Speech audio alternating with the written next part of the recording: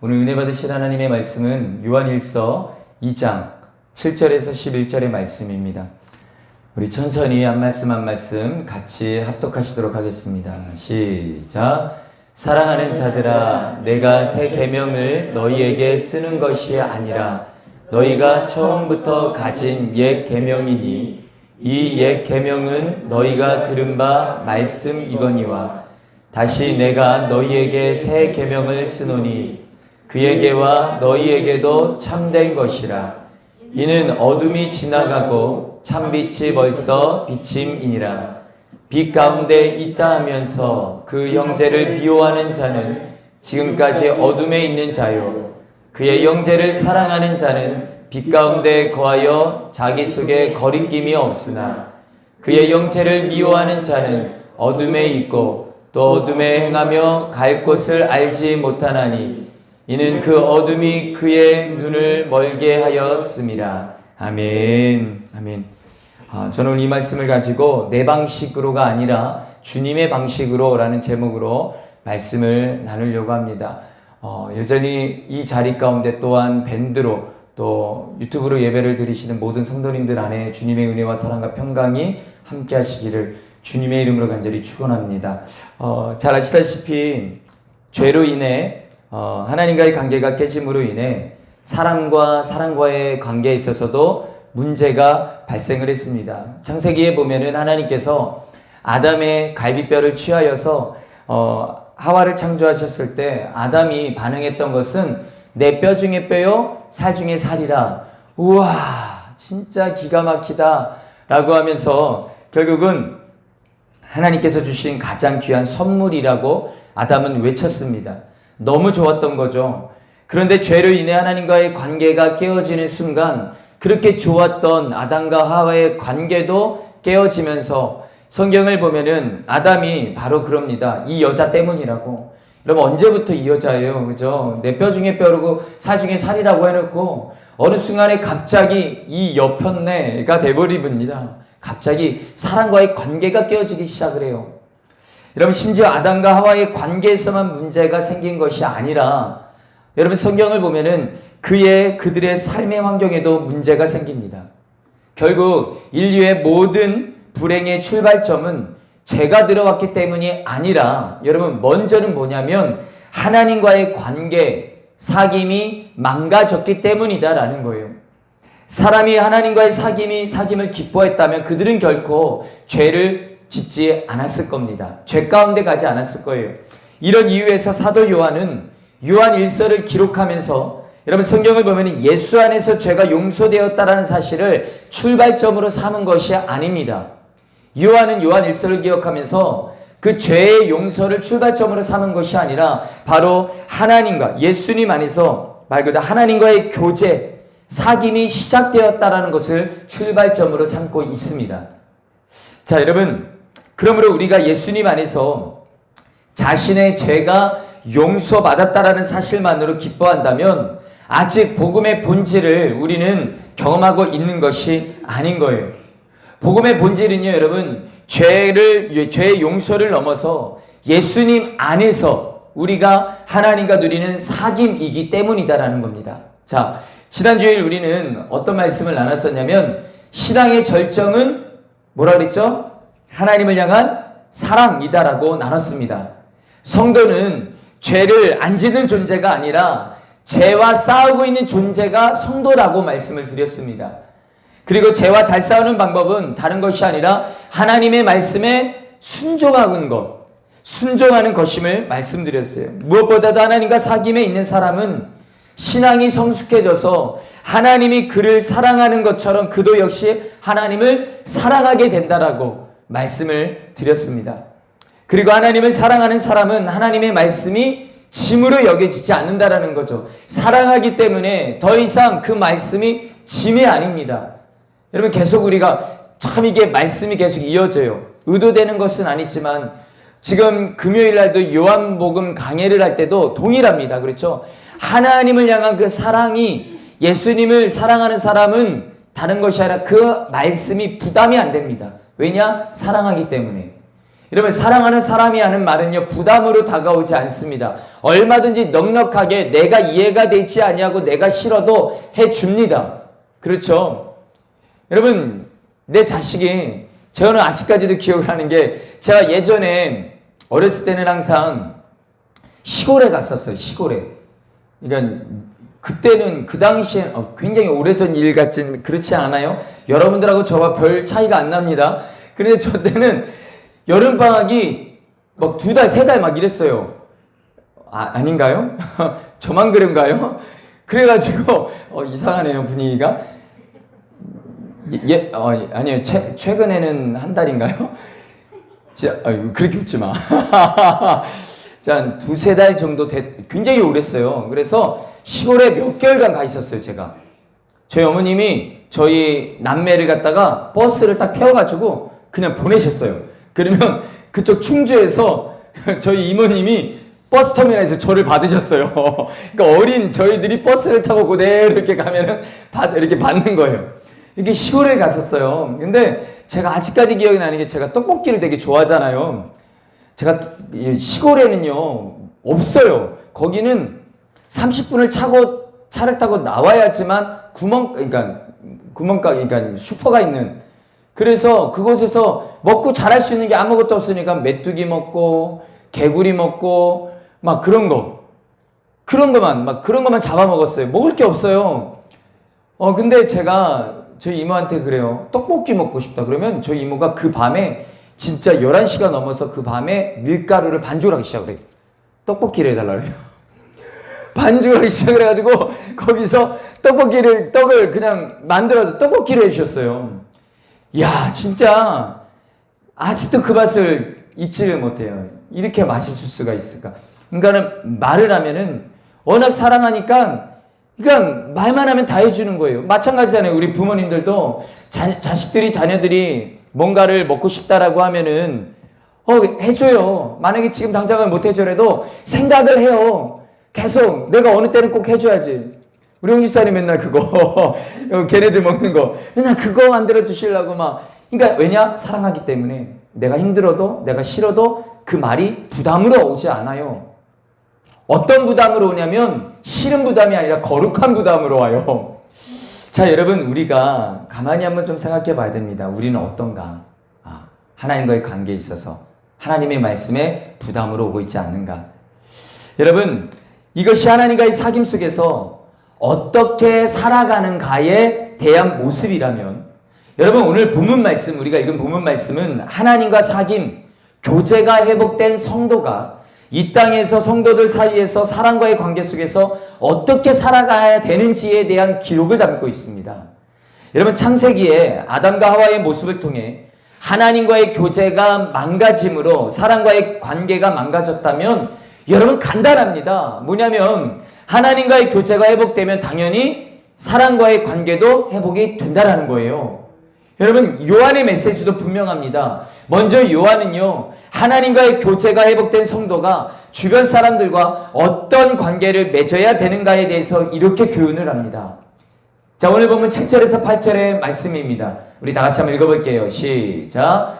사랑하는 자들아, 내가 새 계명을 너희에게 쓰는 것이 아니라 너희가 처음부터 가진 옛 계명이니 이 옛 계명은 너희가 들은 바 말씀이거니와 다시 내가 너희에게 새 계명을 쓰노니 그에게와 너희에게도 참된 것이라. 이는 어둠이 지나가고 참빛이 벌써 비침이니라. 자, 요한의 말이 좀 이상하지 않나요, 여러분? 보세요. 새 계명을 말한다고 하면서 이 새 계명이 너희가 알고 있는 옛 계명이라고 말을 합니다. 여러분, 문맥상 보면은 이것은, 이 계명은 사랑하라라고 하는 계명이거든요. 그런데 이 사랑하라라는 계명이 왜 옛 계명인 동시에 왜 새 계명인가? 왜 요한은 이렇게 말을 하는가라는 거예요. 먼저 사랑하라는 계명이 옛 계명인 이유는요, 여러분, 하나님께서 구약 성경에서 이스라엘에게 이렇게 명령을 하셨습니다. 레위기 19장 18절 말씀에 보면은 원수를 갚지 말며 동포를 원망하지 말며 내 이웃 사랑하기를 내 자신과 같이 사랑하라. 나는 여호와니라. 자, 이것으로 볼 때 이웃 사랑은요, 구약의 옛 계명임이 틀림이 없습니다. 자, 그렇다면 사랑하라가 옛 계명인 동시에 왜 새 계명이 될까? 이유는 간단합니다. 여러분 요한복음 13장 34절 말씀에 보면은요, 예수님께서 이 명령을 이렇게 주셨습니다. 같이 한번 읽어볼게요. 시작. 새 계명을 너희에게 주노니 서로 사랑하라. 내가 너희에게 사랑한 것 같이 너희도 서로 사랑하라. 자 보세요. 예수님도 새 계명이라고, 요한도 새 계명이라고 말합니다. 그런데 구약과 신약을 보면 여기에 중요한 차이가 있음을 우리가 발견하게 됩니다. 구약에서는 내가 내 몸을 사랑하는 것처럼 그들을 사랑하라는 거예요. 근데 신약은요, 예수님이 우리를 사랑하시는 것처럼 그들을 사랑하라는 거예요. 이해가 되시겠습니까? 옛 계명의 기준은 나 자신이에요. 그러니까는 내가 나를 사랑하는 것처럼이에요. 그런데 신약에, 그러니까는 쉽게 생각하면은 내가 사랑이라고 느끼는 방법, 그 방법이 중심이 됩니다. 여러분 저는요, 계획을 세우고 목표를 성취하기 위해 전진해 가는 스타일의 사람입니다. 그렇게 사는 것이 너무 좋다라고 생각을 하고 그렇게 사는 것이 맞다라고 생각하는 사람이에요. 자, 그리고 내 아내도 그렇게 살았으면 좋겠고 내 자녀도 그렇게 살았으면 좋겠다라고 생각을 합니다. 계획을 세우고 목표를 세우고 전진해 가면서 인생의 본질을 깨닫고 말을 그래요. 그런데 문제는 저는 그것을 사랑이라고 생각하는데 그 사랑을 받고 있는 그 대상들은 그것을 사랑이라고 느끼지 않는다라는 겁니다. 그런데 여러분 새 계명의 특징이 무엇인가? 스타일을 바꾸라는 겁니다. 여러분 신약에서 말하는 새 계명은 예수님께서 너희를 사랑하신 것처럼이에요. 그렇게 사랑하라는 겁니다. 보세요. 예수님이 그 말씀을 하신 본문이 요한복음 13장입니다. 여러분 요한복음 13장을 보면은 요한복음 13장은 그 배경이 어떤 배경이냐면 예수님께서 십자가에 달려 돌아가시기 전날 밤 최후의 만찬의 배경입니다. 그렇죠? 최후의 만찬 하시다가 갑자기 예수님께서 일어서셔서 갑자기 윗옷을 벗으십니다. 수건을 옆에다 차시더니 대야에다가 물을 담아갖고 와가지고 제자들의 발을 씻기기 시작을 하십니다. 자, 그리고 나서 명령하세요. 요한복음 13장 15절 말씀에 보면은 여러분 보세요. 구조를 보세요. 구조. 자, 내가 너희를 사랑한 것 같이 너희도 서로 사랑하라와 이 요한복음 13장의 말씀에 내가 너희 발을 씻었으니 너희도 서로 발을 씻으라 구조가 똑같아요. 그렇죠? 그러니까 예수님께서 내가 너희를 사랑한 것 같이 너희도 서로 사랑하라 이 말을 들었을 때 제자들의 머릿속에 떠오르는 이미지가 무엇인가? 뭐냐면 바로 예수님께서 우리의 발을 씻어주신 것처럼이에요. 그게 제자들의 머릿속에 이미지가 딱 떠오르는 거예요. 그러니까 스스로의 권위를 포기하셨습니다. 스스로 무릎을 꿇으셨어요. 윗옷을 벗으셨습니다. 수건을 차셨어요. 대야에다 물을 받아갖고 왔습니다. 그래서 제자들의 발을 씻어주신 거예요. 자, 즉 제자들이 인식하고 있는 예수님이 사랑하시는 방식은 자신들이 어찌할 바 모를 정도로 사랑이라라고 느끼는 방식이다라는 거예요. 그러므로 요한이 여러분 사랑하라 라고 하는 이 계명이 옛 계명이면서 새 계명인 것은 내용이 달라졌기 때문이 아니라 따라하겠습니다. 여러분 기준이 달라졌기 때문에 기준이 달라졌기 때문이라는 거예요. 여러분 구약에서 내 기준 내가 사랑이라고 느끼면 사랑인 거예요. 구약은요 내 기준인 거예요. 나를 사랑한 것처럼 사랑하래요. 자, 그런데 신약은요 그들이 사랑이라고 느껴야 된답니다. 그들이. 자, 사랑하는 성도 여러분, 우리가 배우자, 부모, 자녀 그를 사랑하면 그들이 정말 사랑이라고 느낍니까? 느낄까요? 여러분 왜 못 느낄까요? 제가 가만히 생각해 보니까는 기준이 바뀌지 않았기 때문인 거더라고요. 그러니까는 그들의 발을 씻어주는 마음으로 사랑하지 않으면 그것은 신약에서 말하는 사랑일 수 없다라는 것입니다. 사랑의 기준이 바뀔 수 있기를 주님의 이름으로 간절히 축원합니다. 여러분 요한은 새 계명에 대해 이렇게 부연 설명을 해요. 여러분 오늘 본문 8절 말씀을 보시기를 바랍니다. 하반절인데요. 같이 한번 읽어볼게요. 시작. 그에게와 너희에게도 참된 것이라. 이는 어둠이 지나가고 참빛이 벌써 비침이니라. 자, 쉽게 말하면 이런 거예요. 예수님이 그냥 무릎을 꿇고 그냥 발을 씻어주신 것이 아니라는 겁니다. 왜냐하면 하나님과 온전한 빛 가운데서 교제하고 있었기 때문이다라는 거예요. 하나님과 온전한 사랑 속에서 그 마음에 그 사랑이 가득 찼기 때문에 예수님도 그렇게 사랑하셨다라는 것입니다. 그리고 이 편지를 받고 있는 성도들도 마찬가지로 하나님과 은혜의 빛 가운데서 교제하고 있으면 그렇게 된다라는 거예요. 너희들이 그 빛 안에 있으면, 하나님의 은혜의 빛 안에 있으면 너희도 당연히 그렇게 된다는 거예요. 자신이 사랑이라고 느끼는 방식으로 이미 그리스도의 사랑이 우리 안에 부어졌다라는 것입니다. 여러분, 이 자리에 자신의 남편과 아내를 사랑하지 않는 분이 없을 거고, 부모와 자녀를 사랑하지 않는 분 없을 겁니다. 그렇죠? 근데 진짜 중요한 것은 어떻게 사랑하고 있느냐라는 거예요. 여러분, 기준이 도대체 무엇이냐라는 겁니다. 자, 그런 사람들이 있잖아요. 배우자에게 밥 사주겠다고, 오늘 근사한 거 먹으러 가자고, 그러면서 자기 먹고 싶은 대로 가는 분들, 그쵸? 자기 먹고 싶은 메뉴로 가는 거예요. 남의 집 얘기하는 게 아니라 저희 집 얘기하는 거예요. 예, 저희 집 얘기하는 거예요. 내가 맛있으면 너도 맛있을 거라고 생각을 하는 거예요. 그렇지 않아요? 여러분, 내 입장에서 사랑이지만 상대방의 입장에서는 사랑일 수 없다라는 겁니다. 사랑하는 성도 여러분, 사랑해야 합니다. 아니, 우리 이미 사랑하고 있습니다. 자, 여러분, 근데 우리가 사랑하기 때문에 상대방이 행복합니까? 우리가 사랑하기 때문에 사랑하면 사랑할수록 상대방이 불행해지지는 않습니까? 예수님이 말씀하셨다니까요. 내가 너희를 사랑한 것처럼. 자, 여러분, 그러므로 우리는 그들이 사랑이라고 느끼는 방식으로 다가가야 한다는 겁니다. 내가 나를 사랑한 것처럼, 내가 생각할 때에 내 기준에 이게 사랑이다라고 생각한 그게 아니라 상대방이 느끼는 사랑이다라고 생각하는 그 방식으로 다가가야 된다라는 말씀이에요. 요한은 예수님처럼 사랑하는 새 계명에 대한 권면 이후에 이렇게 힘을 주어서 강조를 합니다. 오늘 본문 9절의 말씀이에요. 같이 한번 읽어보겠습니다. 시작. 빛 가운데 있다 하면서 그 형제를 미워하는 자는 지금까지 어둠에 있는 자예요. 무서운 말씀이죠. 빛 가운데 있다라고 하는 말은 하나님과 교제 가운데 있다라는 거거든요. 여러분, 즉 하나님과 교제 가운데 있다라고 하면서 형제를 미워하는 건 거짓말이랍니다. 거짓말쟁이래요. 빛 가운데 있는 행동이 아니라 어둠 가운데 있는 행동이라는 거예요. 여러분, 그런데 여기서 뭐가 중요하냐면 형제라는 단어입니다. 여러분, 헬라어 성경을 보면 이 형제라는 단어가 아델폰이라고 하는 단어를 쓰고 있는데, 이 아델폰이라고 하는 단어는 어떤 의미가 담겨져 있냐면, 이 형제는 어떤 의미냐면은 말 그대로 그리스도 안에 있는 믿음으로 하나 된, 그러니까는 교회 내의 구성원을 가리키는 단어라는 겁니다.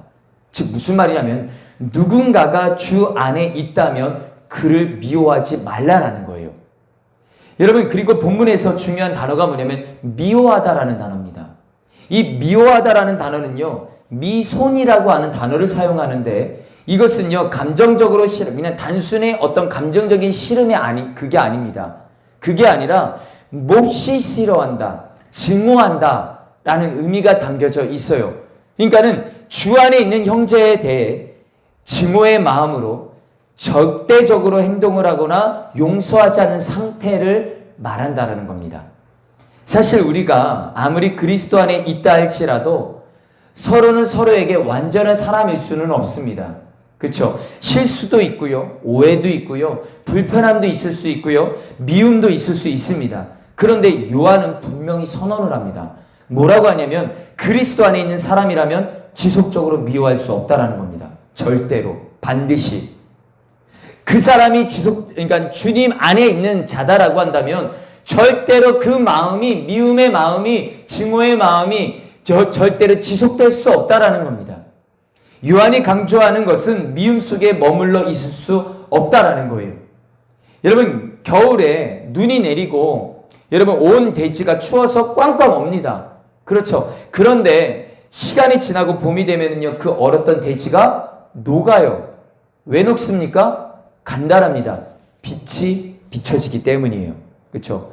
겨울에도요, 저희 여기 막 눈 쓸잖아요. 여기로 이사 오면서 저희가 눈을 쓸 때가 굉장히 많아졌습니다. 눈만 오면은 막 정말 이걸 막 눈 쓸러 가야 되는데 이래요 막. 그러니까는 어쨌든 막 눈만 오면은 막 와가지고 막 눈을 쓸어요. 눈을 쓴. 근데 여러분 보세요. 여기서도요 겨울에 한쪽은 눈이 전혀 없어요. 한쪽은 만년설이에요. 무슨 안 녹아요 이것들이. 왜일까요? 빛이 비춰지는 곳과 빛이 비춰지지 않는 곳의 차이입니다. 자, 그거라는 거죠. 여러분 빛에는요, 빛에는 에너지가 있어요. 에너지가. 그러니까는 마찬가지로 우리 안에 하나님과 교제의 빛 안으로 우리가 들어가면은요, 그러면 우리 안에 그 미움의 빙산이 반드시 녹는다는 것입니다. 녹지 않을 수가 없다라는 거예요. 여러분, 우리 모든 성도님들 안에 그 은혜가 있기를 주님의 이름으로 간절히 축원합니다. 여러분, 한편 요한은요, 새 계명을 따라 형제를 사랑하는 자가 누리는 특권에 대해서 오늘 보면 10절 말씀에 이렇게 말하고 있습니다. 자, 우리 같이 한번 읽어볼게요. 시작. 그의 형제를 사랑하는 자는 빛 가운데 거하여 자기 속에 거리낌이 없으나. 자, 그 사람이 누리는 가장 큰 특징이 뭐냐면 거리낌이 없답니다. 여러분, 원어 성경을 보면은 이 거리낌이 없다, 이 단어의 뜻이 뭐냐면 거리낌이라는 이 단어의 뜻, 함정, 걸림돌이라는 뜻이 있어요. 쉽게 말하면 여러분, 하나님과 깊은 교제 속에서 형제를 사랑하는 사람은 그 인생에 덫이 없다라는 겁니다. 자, 이렇게 이해할 수 있을 것 같아요. 여러분, 우리가 누군가를 미워하잖아요. 그러면 그 사람만 고통스러운 게 아니라 나도 그래요. 그렇지 않아요? 저만 그런가요? 여기 역시 우리 성도님들은 미워해본 적이 없어서 잘 모르시나 본데, 저는 미워해본 적이 너무 많아가지고 그것을 알아요. 이상하게 여러분 부부싸움을 한다든지 자녀를 혼내킨다든지 여러분 그러면요 막 미운 마음이 막 올라오거든요. 그렇지 않아요? 그럼 막 미운 마음이 올라올 때 분명 그 대상도 괴롭지만 나도 괴로워요. 그렇지 않아요? 내 자신도 괴로워요. 여러분 그게 덫에 걸린 겁니다. 그게. 여러분 또한 내가 상대방을 미워하지 않아도요 상대방이 나를 미워할 수 있어요. 난 사랑하고 있는 그 상대방이 나에게 덫을 놓을 수가 있습니다. 그렇죠? 그런데 놀라운 것은 하나님과 교제 속에 형제를 사랑하고 있는 사람은요 하나님이 빛 가운데로 인도하시기 때문에 그렇기 때문에 그에게 덫이 없다라는 겁니다. 자, 여러분 덫은요 숨겨놓는 거잖아요. 그렇죠? 위장을 해요. 그래서 걸리게 하는 겁니다. 그렇지 않아요? 자, 그런데 하나님 안에서 빛 가운데 있는 사람에게 덫이 없다라는 말은 뭐냐면 그 덫이 눈에 들어온다라는 거예요. 숨겨놓는데 위장을 해놓는데 그것이 눈에 들어온다라는 거예요. 그래서 안 걸린다라는 거예요. 나를 미워하는 사람이 나를 해하려고 놓았던 그 덫이 내 눈에 들어오기 때문에 안 걸린다라는 거예요. 하나님께서 그 은혜를 주신다라는 겁니다. 하나님께서 우리의 인생의 덫을 걷어내시겠다라는 거예요. 그러므로 사랑하는 성도 여러분, 내가 형제를 사랑하는 것은 내게 손해 날 것이 없다라는 겁니다. 요만큼도요. 형제를 사랑하는 사람은 복을 받으면 받았지 여러분 절대로 손해 나는 일이 없어요. 오히려 미워하면 손해가 납니다. 여러분 그게 바로 오늘 보면 11절의 말씀이에요. 여러분 이 11절 말씀을 가만히 한번 보십시오. 그의 형제를 미워하는 자는 어둠에 있고 또 어둠에 행하며 갈 곳을 알지 못하나니 이는 그 어둠이 그의 눈을 멀게 하였습니다. 자, 보세요. 하나님께서 내가 미워하는 형제의 눈을 밝혀서요. 그러니까 자, 내가 미워하는 형제의 눈은 밝히는 겁니다.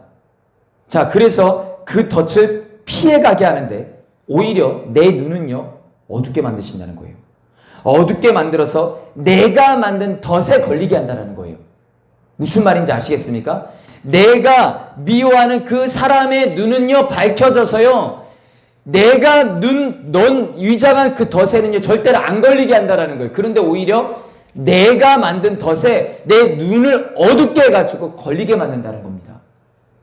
여러분, 그러므로 사랑하는 성도 여러분, 우리가 사랑하고 사는 동안 우리에게 손해될 것이 없어요.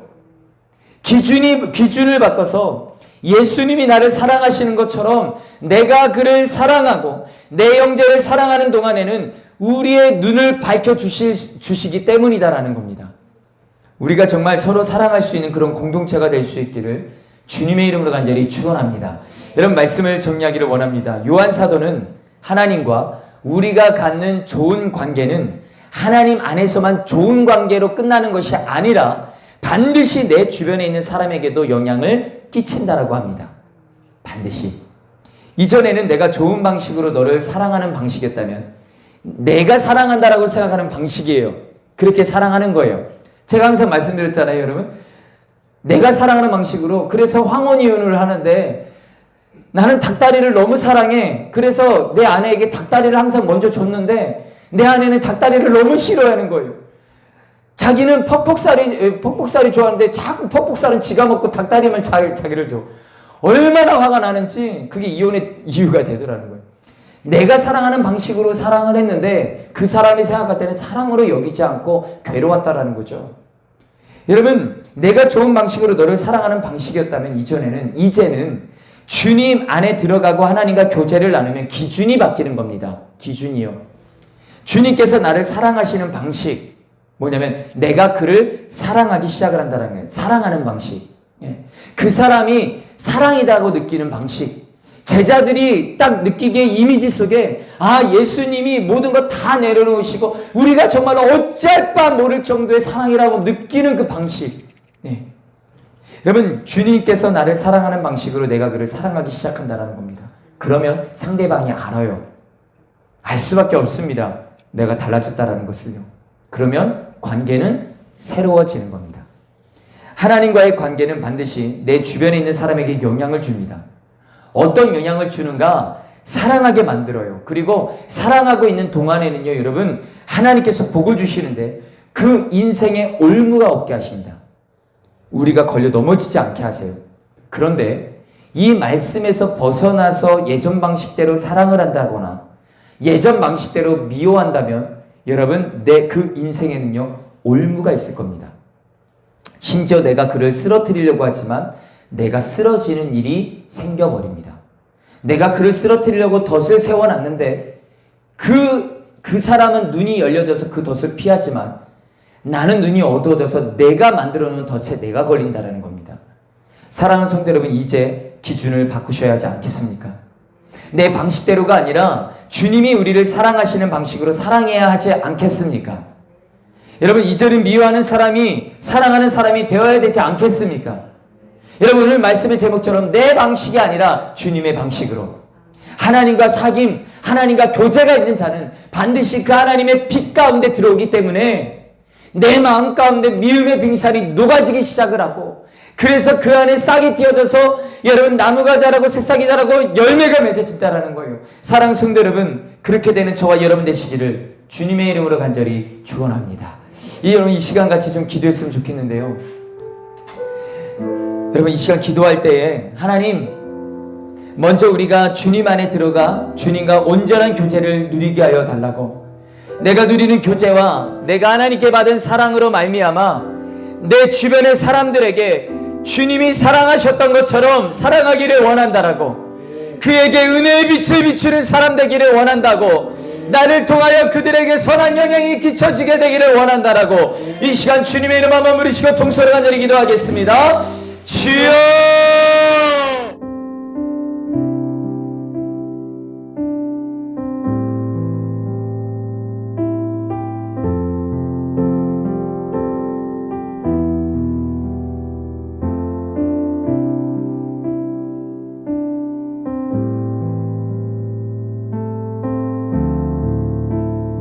지금은 우리를 죄악 가운데 그러신 예수 그리스도의 크신 은혜와 하나님 아버지의 무한하신 사랑과 성령의 감동감화 되지 교통 충만하심이 이제는 나의 방법이 아니라 주님의 방법으로 주님 안에서 사랑하겠노라, 다시 서로 사랑하겠노라, 사랑의 공동체를 세우겠노라 결단하며 말씀 앞에 반응하며 나가는 사랑하는 주의 백성들 머리 위에, 우리 예수 이름 교회 위에 이제로부터 영토록 함께 하시기를 간절히 축원하옵나이다. 아멘. 아멘. 아멘. 감사합니다. 주님, 날마다 주님 안에서 나아갈 수 있는 저희들 되게 하여 주십시오. 주님 앞에 고백하며 나가는 은혜가 있게 하여 주십시오. 감사합니다. 할렐루야. 우리 예배를 받으시 하나님께 영광의 박수 올려드리겠습니다.